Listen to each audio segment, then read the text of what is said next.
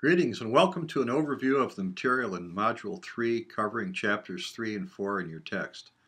Since this module covers a large amount of material, I've broken the overview video into two parts. This Part 1 overview addresses the issues found in our text in Chapter 3. Part 2 will focus on Chapter 4, which is market segmentation. Both of these are important issues, and I broke this into the two parts because I wanted to include a little extra content. So I'm Dr. Russ Wallers in the Miller College of Business, and I'll be pointing out some key issues to focus on within this learning model. In this session, we'll highlight some key external environmental variables that shape strategy development. We'll also identify some basic types of competitive situations affecting strategy planning, understand how the economic environment can affect strategy planning, identify and examine influences on strategy development, and explore methods to screen and evaluate marketing strategy opportunities. This is our goal for this particular session. There are 5 basic areas of the marketing environment that are shown in this first diagram. Marketers should consider each area and how each area interacts with the others when planning strategies. In the blue section, the direct marketing environment includes the firm's customers, its resources, and its objectives, and the firm's competitive environment.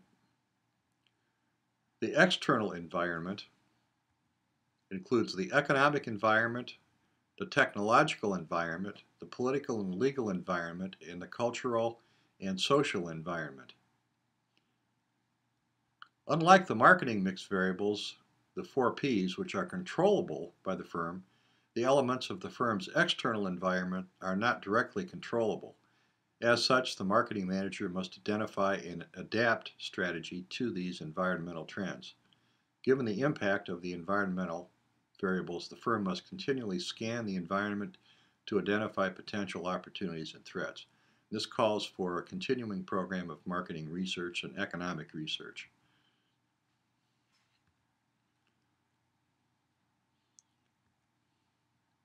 Analysis of the external market environment, internal company objectives and resources, and competitors help the firm identify opportunities. From these, the best strategic opportunities can be selected. There are several key points to consider. Each company has objectives it wants to accomplish and specific resources at its disposal. When looking at its competitors, firms must include not only its current competitors, but also potential future ones as well. The external market environment is made up of the economic environment, the technological environment, and the political and legal environment, as well as the cultural and social environment. Opportunity evaluation is aided by several screening criteria or planning grids covered later in this chapter. Often firms must plan for multiple products simultaneously, which becomes rather complex. Once all of the above are considered, the firm should be able to identify the best opportunities to pursue. It's important to evaluate the viability of each business opportunity in relation to the specific capabilities of the company. Once again, there are several key issues. There are several resources that may limit the choice of strategic opportunities available to the firm.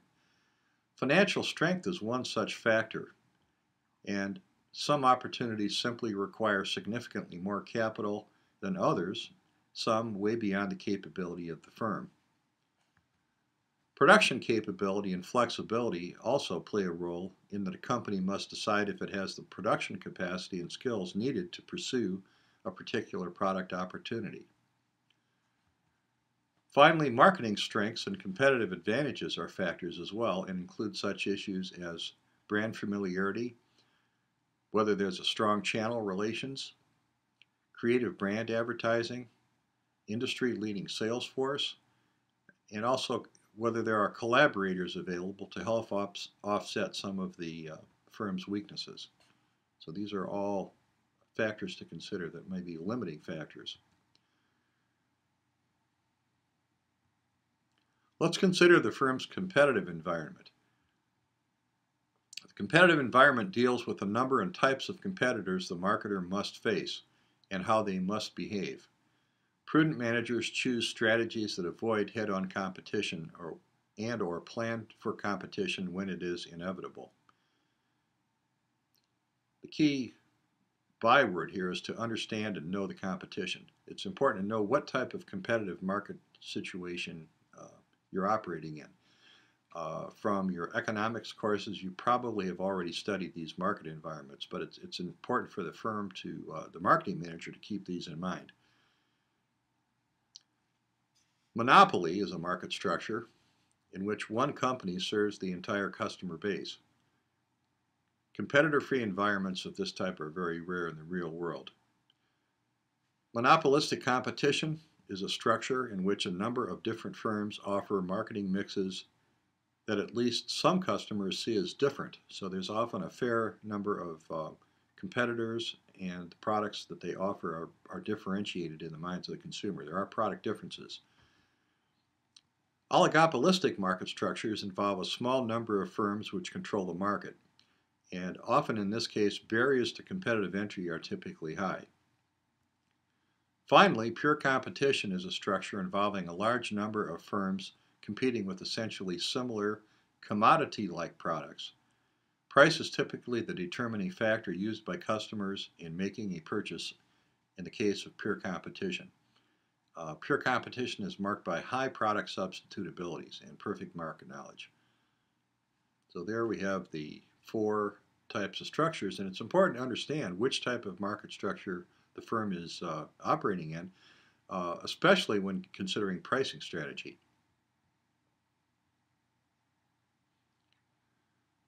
The economic environment refers to the macro environmental factors, including national income, economic growth, and inflation that affect patterns of consumer business spending.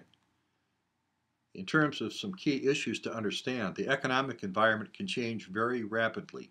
In periods of rapid business decline, even a well-planned marketing strategy may fail.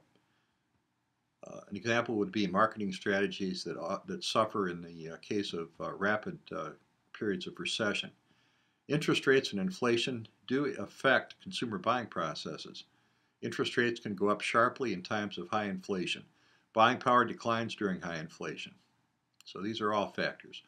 The global economy is increasingly connected. Competition can come from almost anywhere in today's world, and global trade is affected by exchange rates, which is another factor. Marketing strategies change in a recession. Due to recession, consumers tend to spend less in many categories that are not necessities. We've all seen this in the latest trends that are occurring right now. Therefore, marketing managers must find ways to adapt their marketing strategies and lessen the impact of recession. The political environment is another environmental issue referring to the ways societies order their governments and to the attitudes of the government and people toward business.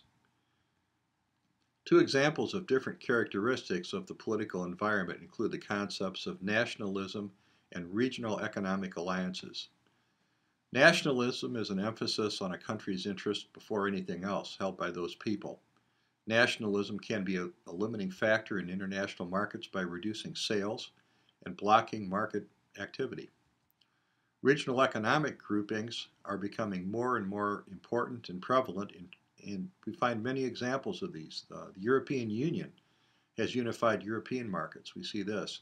And closer to home, the North American Free Trade Agreement, or NAFTA, has built a trade cooperation environment within North America, linking different countries within North America. So these are all parts of the political environment. The legal environment is another significant environmental factor that refers to the rules and laws that set standards for business conduct that are enforced by legal power. If we go back to 1890, the United States Congress passed a series of laws designed to encourage competition. Each of these laws regulates different aspects of the marketing mix. In this exhibit, we have highlighted some major pieces of federal legislation that directly affect marketing.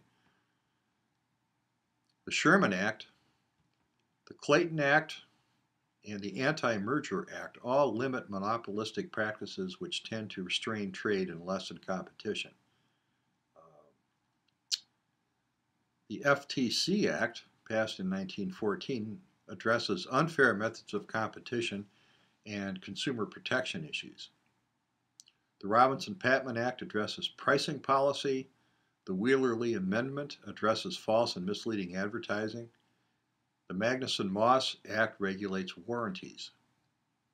These are just a few federal laws that impact marketing decision making. In addition to these, there are many similar pieces of legislation in the state and local level as well. And two of the most significant federal agencies that affect marketing include the Federal Trade Commission and the Food and Drug Administration. There are other agencies that impact marketing, but the FTC and the FDA are the two predominant ones. The next series of slides deal with evaluating strategic business opportunities.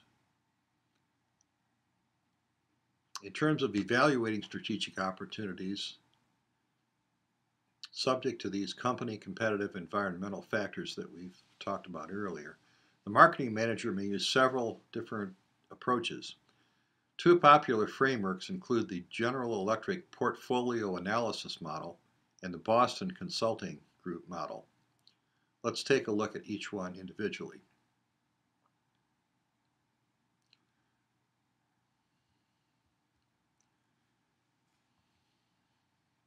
Graphical planning grids help the manager summarize the interaction of several key factors identified by the company to be important in evaluating successful business ventures. The GE strategic planning grid shown here positions opportunities according to two dimensions: industry attractiveness, which you see along the horizontal axis at the top, and business strengths, which you see along the vertical axis on the left side of this figure. Industry attractiveness involves characteristics such as market size, market growth, and let's say competitive structure. Any factor that relates to industry attractiveness would be a component of that horizontal dimension. On the vertical dimension, business strengths, this involves the resources of the organization such as people skills, technological position, market share growth, profitability, and similar factors. Using industry attractiveness and business strengths, these two dimensions, the marketing manager can show where an opportunity appears on this grid. The idea at General Electric is to position business opportunities on this grid to evaluate where to invest money. And the assumption is that the company has limited resources and has to decide where to invest its money. Opportunities occupying the green area in this matrix are growth opportunities and should be pursued. Such opportunities occur in more attractive industries and better fit with the company's strength. So the key on this figure would be green indicates growth opportunities. Opportunities falling in the red area are ones that the firm should avoid. Such opportunities are perhaps in low growth industries and do not play to the company's strengths. In the middle, the yellow area indicates areas where the opportunities are borderline, opportunities that the firm needs to analyze more fully in order to determine if they are worthwhile. A company may be able to develop a marketing strategy that offsets the lack of strength or low attractiveness in an industry. So this is the model used at General Electric to conceptually order different alternative business units and help General Electric's marketing managers decide which businesses to pursue and which units might not be that wise to pursue. So that's the General Electric approach. This is outlined in the text. Now this next couple slides deals with a method used by the Boston Consulting Group, which is a consulting uh, organization of quite uh, prominence. Uh, and the Boston Consulting Group method is basically based on the product life cycle theory that can be used to determine what priorities should be given in the product portfolio of a business unit. To ensure long-term value creation, a company should have a portfolio or a mixture of products that contain both high-growth products in need of cash inputs and established growth products, low-growth products that generate a lot of cash. So the idea is to have a mix of these products in your portfolio. The Boston Consulting Group has two dimensions, and these two dimensions are market share and market growth.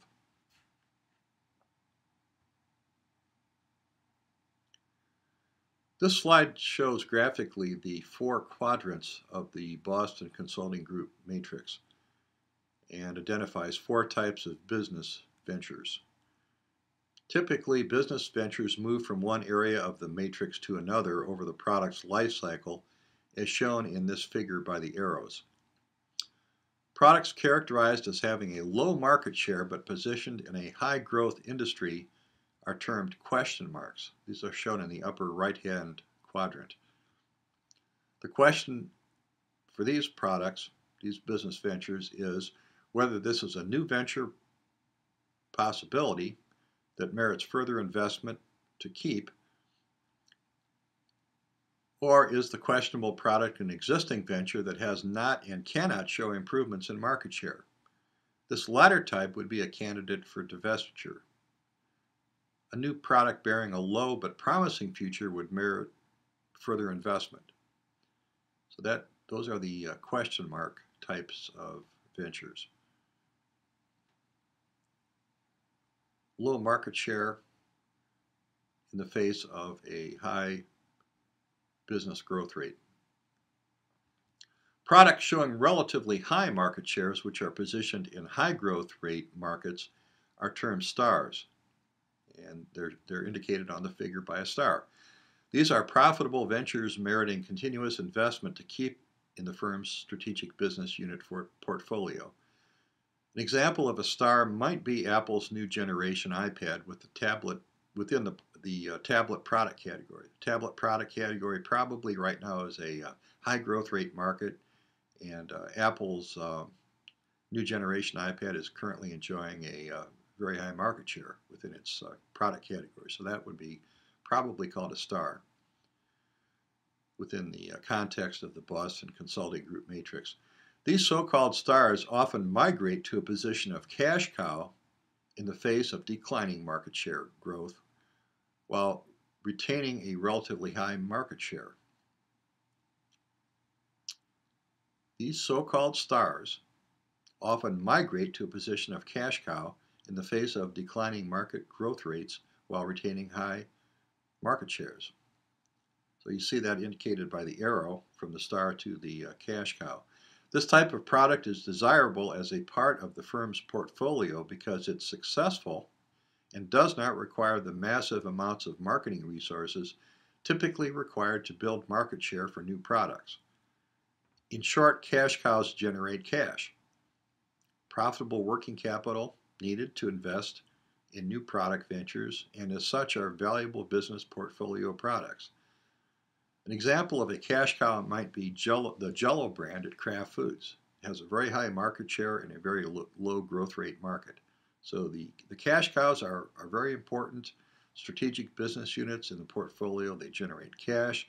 That cash is deployed to invest in getting new products off the market. Those new products, in order to get them off and running, require a fairly high infusion of marketing resources. So the cash cow is not a negative term. That's a very important product within the portfolio.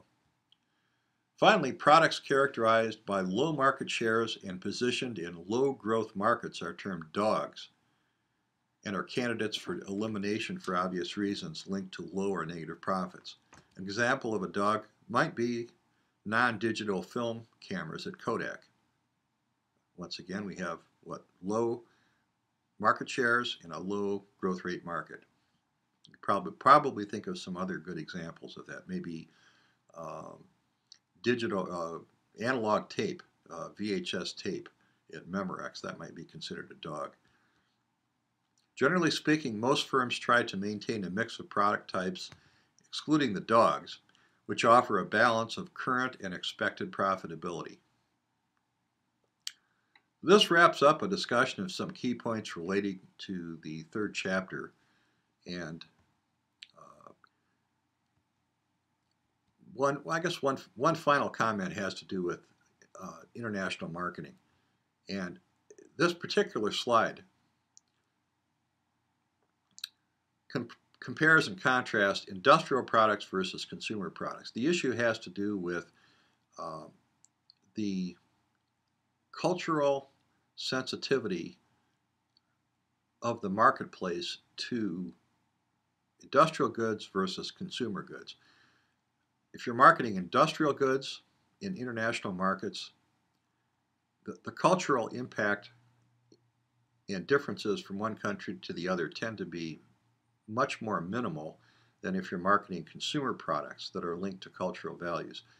Food items, clothing, anything related to a culture in a foreign market, you would expect the consumers to be somewhat sensitive to those product features that may be linked to cultural differences. And those are very characteristic of consumer goods, not so much for industrial products, where the market is much less sensitive to product differences because they're not really linked to cultural differences. An example might be industrial equipment marketed internationally, maybe tractors, earth-moving equipment, construction equipment, something like that. And those types of industrial products wouldn't be prone to the cultural influences that you'd find for consumer goods marketed in different countries. So that's a distinction that our authors makes. Once again, at the end of the chapter, be sure to look over the key terms. These are great terms for review and study purposes, and just a good way to wrap up each chapter. So that wraps up our discussion of the first part of the third module, dealing with chapter 3, and the next part will be focusing on market segmentation. So that will be part 2 of module 3. So with that, we will see you later online. Be careful out there, and thank you very much.